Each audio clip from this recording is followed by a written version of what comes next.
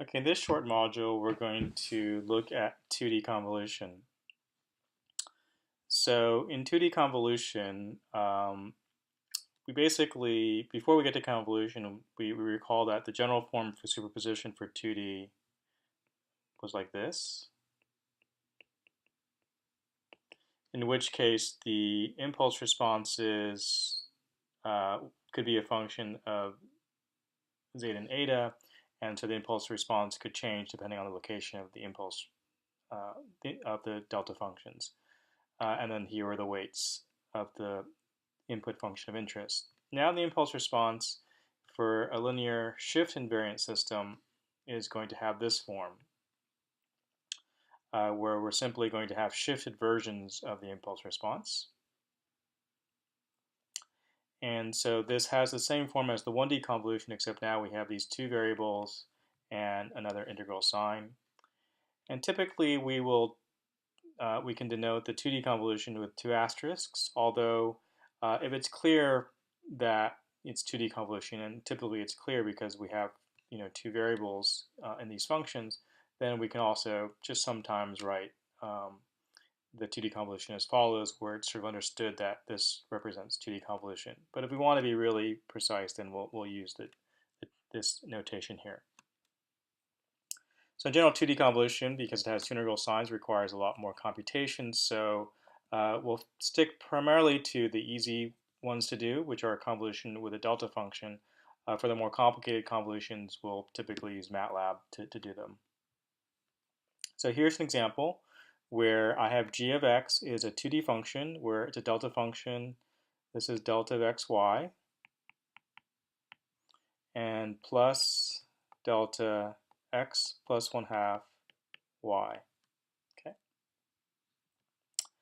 and we are convolving it with a two-dimensional Rect function.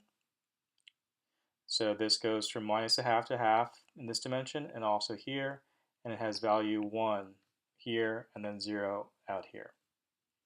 So as you recall from our discussion of convolution with any function with a delta function, the convolution is such that it just takes my object and moves it so it's centered around the delta function. So we know that if we convolve the rect with this delta function here, we're just going to, the rect will not be moved because it's already centered at the origin. So we will have one part of the convolution here, which is a rect function. And now we need a rect function, so this is centered at -1/2, another rect function centered at -1/2, and so that will be another rect function like this. Okay, and we have to add up those two components. So where they overlap here, that addition is 2, and then out here, we're saying that's 1 and 1 here. Okay, and it's 0 everywhere else. So the answer is simply, graphically we've derived the answer, and we know that it's the 2D convolution of my rect function with these two delta functions is going to look like this, where this is 1, 1, 1, and 2, and then 0 everywhere else.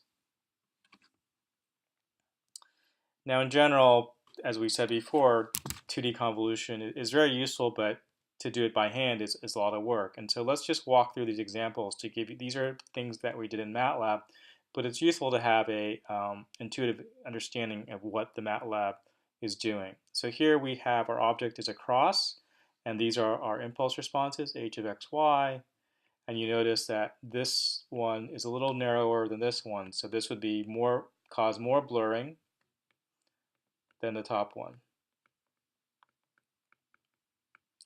And what we can think of is we can think of our object, our cross, as made up of lots of little delta functions. Okay? And so each of those delta functions simply takes this blurring function and moves it to that location. So we can imagine replacing each of these delta functions with a little blur.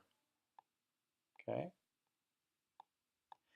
And so if we imagine replacing each of these sharp delta functions with a blurring function, that's going to tend to blur out the whole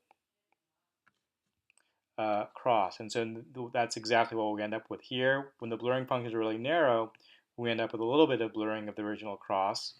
As we expand the extent of that impulse response, we get more blurring. And what we can think of is every little dot here in my original object is replaced with this blur, and then we just